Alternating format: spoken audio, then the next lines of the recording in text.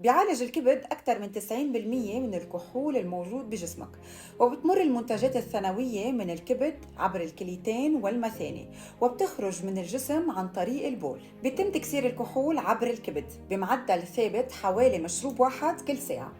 بيتم التخلص من 10% من الكحول عن طريق التنفس، العرق والبول. الكبد هو العضو الرئيسي المسؤول عن إزالة الكحول.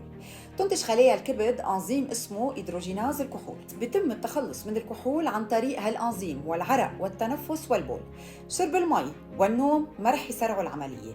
القهوة، مشروبات الطاقة والحمام البارد ما رح يسحبوا الكحول من الدم. فإذا من الأفضل إنك تشرب بطريقة معتدلة لتحافظ على كبدك، وتذكر إنه صحتك مش لعبة. شرب المسؤولية.